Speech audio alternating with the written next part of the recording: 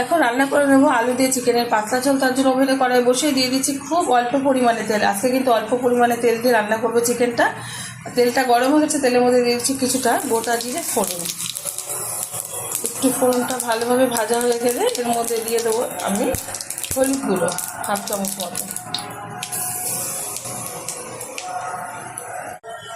এখন দিয়ে দেবো ধুয়ে রাখা চিকেনটা একটু নেড়ে ছেড়ে নেবো।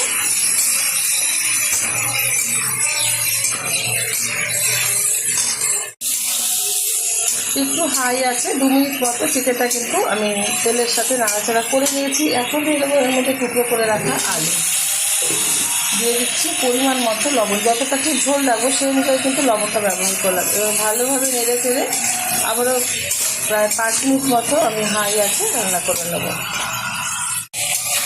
5 মিনিট মতো হাই আছে আমি চিকেনটা কিন্তু চিকেন আর আলুটা কিন্তু আমি একটু রান্না করে নিলাম।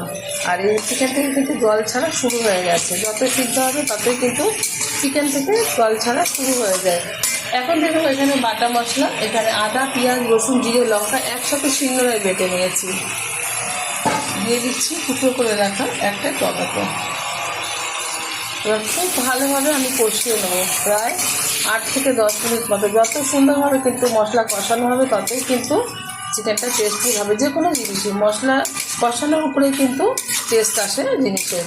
তো খুব ভালোভাবে আমি কিন্তু এটা কষিয়ে নিচ্ছি। আমার এই রেসিপি যদি আপনাদের ভালো লেগে থাকে আপনারা অবশ্যই আমার চ্যানেলটিকে সাবস্ক্রাইব করবেন, লাইক করবেন, শেয়ার করবেন। আর এরকমভাবে আমরা চিকেন রান্না করে খেয়ে দেবেন। ভাত, রুটি, পরোটা, ফ্রায়েড রাইস, পোলাও সব কিছুর সাথে ভীষণ ভালো লাগে। প্রত্যেকে ভীষণ ভালো জানে, তবে আমার স্টাইলে সবসময় করে থাকে আর সেটা আজকে আপনাদের মাঝখানে শেয়ার করলাম। ভালোভাবে হাই আছে কষিয়ে নিচ্ছি। খুব ভালোভাবে কিন্তু আমি চিকেনটা কষিয়ে নিয়েছি। চিকেন থেকে কিন্তু এই যে মশলা থেকে তেল ছাড়া শুরু হয়ে গেছে, ঠিকঠাকভাবে মশলাটা কষানো হয়ে গেছে চিকেনের সাথে।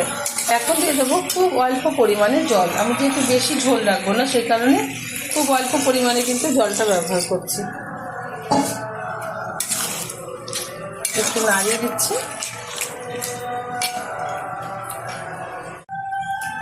এখন দিয়ে দেবো একটু গরম মশলার গুঁড়ো ভালো ফ্লেভার আসার জন্য।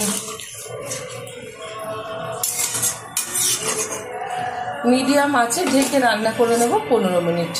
ঢেকে দিচ্ছি, ঢাকনাটা তুলে দিয়েছি আগে থেকে। আর এদিকে কিন্তু সুন্দরভাবে কিন্তু চিকেনের ঝোলটা হয়ে গেছে, আলুগুলো খুব ভালোভাবে সিদ্ধ হয়ে গেছে। এরকম পাতলা ঝোলই রাখবো। আপনারা যদি পোলাও বা ফ্রাইড রাইস হিসেবে খেতে চান তাহলে কিন্তু ঝোলটা একটু টানাতে হবে। এখন এই অবস্থাতে নামিয়ে ঢেলে দেবো একটা পাত্রে, গরম গরম ভাতের সাথে সার্ভ করবো। আপনারা অবশ্যই ট্রাই করবেন।